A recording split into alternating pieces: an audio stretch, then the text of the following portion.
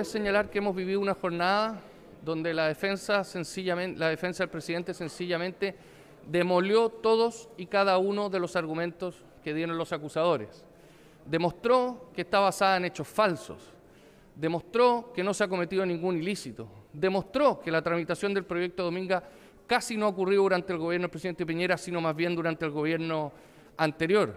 Y en definitiva, el llamado a los senadores y a las senadoras es, a diferencia de lo que ocurrió en la Cámara de Diputados, donde solo se declaró la admisibilidad de la acusación, a resolverla en conciencia y como jurados. Por momentos hubiéramos esperado que algunos senadores prestaran más atención a la defensa porque tienen que fallar como jurados. Pero sí quisiera hacerle una invitación a no dejarse amenazar. El diputado Gabriel Silver recién nos decía que iba a estar vigilante de cómo votaban los senadores y senadoras de su coalición. Esa es una amenaza. Es una amenaza a quienes tienen que fallar en justicia, a quienes tienen que fallar como jurados. En conclusión, nos quedamos conformes con la defensa.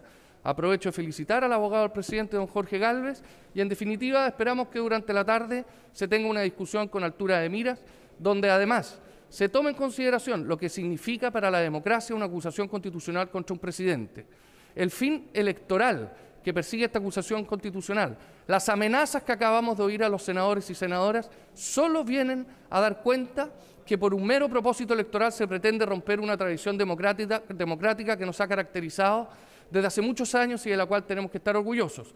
¿Cuál es? Que un presidente en ejercicio le entrega la banda presidencial a aquel que el pueblo chileno decide que sea su continuador.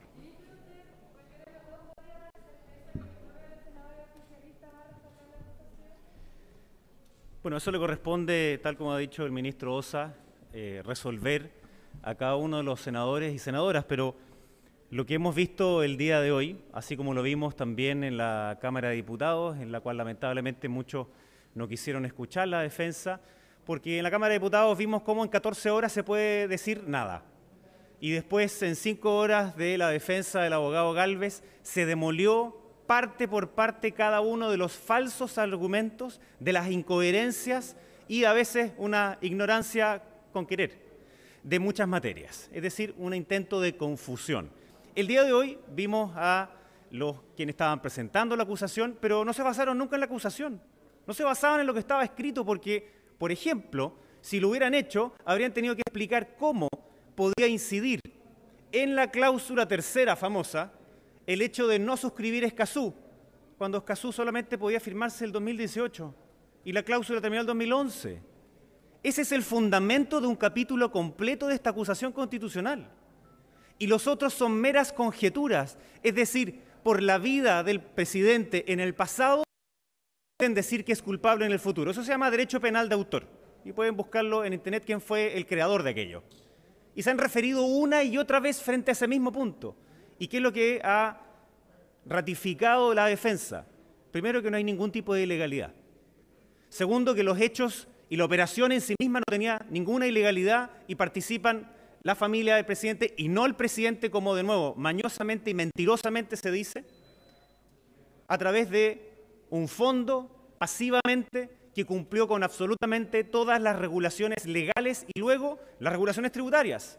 Sobre los fideicomisos ciegos, yo quiero recordarle a aquellas personas que el año 2010 no había ley de fideicomisos ciegos. Esta fue una innovación. Y como obviamente esto se tuvo que investigar, y aquí hay una verdad ya jurídica que está puesta a través del Tribunal de Garantía, de la Corte de Apelaciones y la Corte Suprema. El presidente hizo ese fideicomiso y no tenía información sobre las distintas actividades que tenían los fondos. Eso está acreditado. Por más que vuelvan a mentir algunos acusadores, que vuelvan a mentir otros, no pueden dar vuelta lo que ya se investigó. La famosa cláusula tercera estaba completamente comprendida en el juicio que se hizo el año 2007. La única diferencia es que ahora la mostraron en inglés, pero estaba exactamente igual y eso hasta lo dice la propia Marta Herrera cuando dice que en su esencia estaba lo mismo. Y solo para terminar, porque después el abogado puede dar otras explicaciones adicionales, aquí simplemente, en nuestra opinión, no concurren los fundamentos para una acusación constitucional, menos de un presidente de la República. Es obvio que esto se hizo con un interés político, como fue argumentado todo el rato en la Cámara de Diputados, y como fue argumentado nuevamente acá, y con un interés electoral, que lo dijeron los mismos firmantes. De hecho, se pusieron a pelear para ver quién presentaba hoy día porque tenía supuestamente un beneficio electoral. Qué triste entonces que una acusación constitucional contra un presidente se haga meramente por razones político-electorales, sin tener ningún fundamento y solamente estar basados en la mentira. Eso es nuestra democracia y nuestra institucionalidad.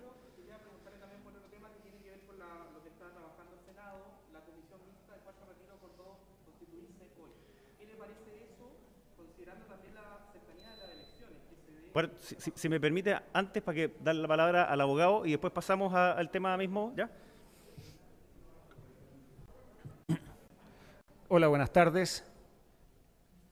Bien, creo que como defensa hemos cumplido el cometido que nos encargó el presidente de la República en el sentido de mostrar cómo la presente acusación constitucional carece de todo mérito, se basa en hechos falsos, involucra la mañosa distorsión de los hechos, y hemos demostrado fehacientemente que ni el presidente de la República ni su familia han cometido ilícito ni irregularidad alguna, que han sido inversionistas pasivos en el pasado respecto de hechos que, evaluados por todas las autoridades, no han dado lugar a irregularidad alguna, y como mañosamente se ha intentado afirmar que actos de la presente administración del presidente de la República podrían tener alguna vinculación con hechos ocurridos 10 años atrás.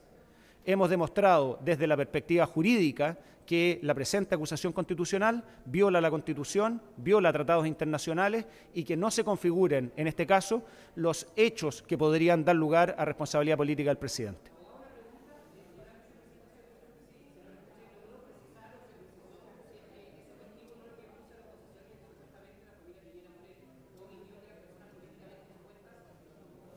Ese fue un tema que no abordó mi intervención, pero en todo caso corresponde a una de las tantas distorsiones que se han tratado de poner, porque mañosamente se ha insistido en que el vendedor del proyecto es la familia Piñera.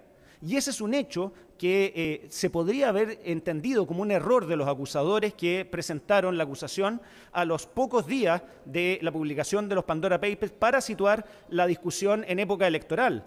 Pero al poco andar, a todos les quedó perfectamente claro que el vendedor es una empresa que se llama Minera Activa 1 S.p.A., que está gestionada y controlada por un grupo de gestores mineros y un grupo de expertos en finanzas, y donde la familia del presidente, a través de sus representantes, solo hizo una inversión pasiva y minoritaria. Por lo tanto, todo lo que haya ocurrido en términos de llenado de formularios, de la época, oportunidad, lugar donde se realizó la compraventa, de la discusión de la cláusula, son todos hechos que no se le puede imputar ni al presidente ni a su familia porque no han tenido intervenciones en ello. Y quiero poner de manifiesto una vez más que resulta del todo irresponsable fundamentar una acusación constitucional, sentarse acá, como hizo un diputado, y decir que esta no requiere pruebas. Porque eso es completamente insostenible, eso es un atentado contra la garantía del justo, racional y debido proceso, y demuestra, y es una confesión, de que acá se ha basado una acusación constitucional con toda la gravedad que ella tiene, sin tener pruebas y solo basado en sospechas, conjeturas y afirmaciones derechamente malintencionadas. Muchas gracias.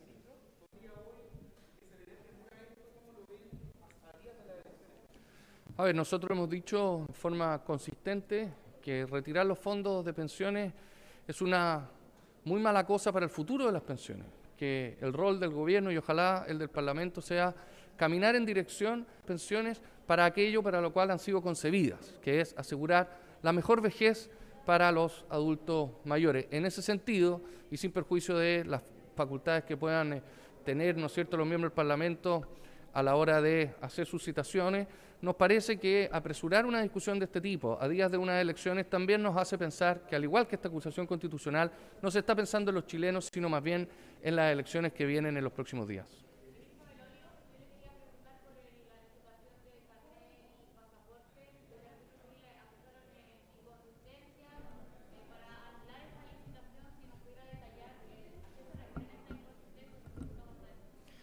Bueno, perdón. El Registro Civil el día de ayer ha sacado un comunicado que expone en 8 puntos cuál es la razón por la cual esta se declara desierta. Se pide cierta nueva información que tiene que ver con la protección de los datos entre los cuales en las bases mismas de licitación se sostiene que tiene que garantizarse la protección de esos datos para continuar, por ejemplo, con el programa de Visa Waiver y otros tantos más. Y al no concurrir las respuestas frente a esas materias que son profundamente delicadas y muy importantes para nuestro país, es que se declara esta desierta conforme a la ley.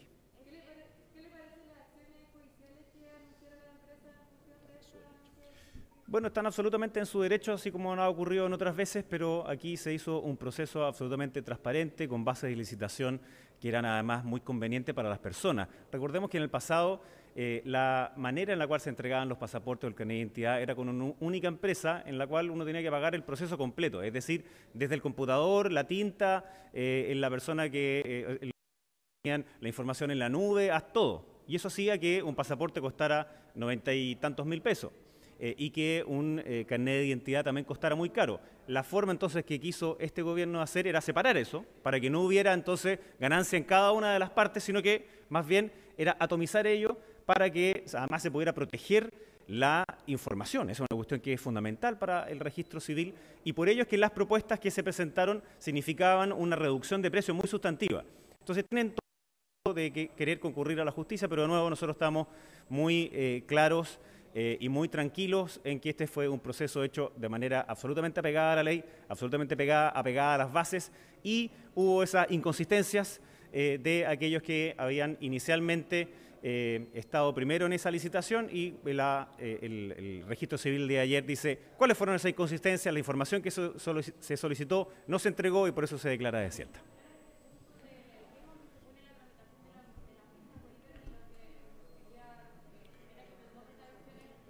No, esa es una de las materias en las cuales se solicita esa información porque está expreso en las bases de licitación, pero también tiene que ver con la protección de los datos personales de cada una de las personas que están en Chile, de los ciudadanos y también de extranjeros que puedan ser residentes o no residentes en nuestro país. Eso es algo que le corresponde determinar al mismo registro civil. Hay distintas alternativas, puede hacerlo desde el propio registro civil hasta pasar al segundo. Son distintas alternativas que puede ver, pero le corresponde al registro civil. Gracias. Muchas gracias y muy buenas tardes.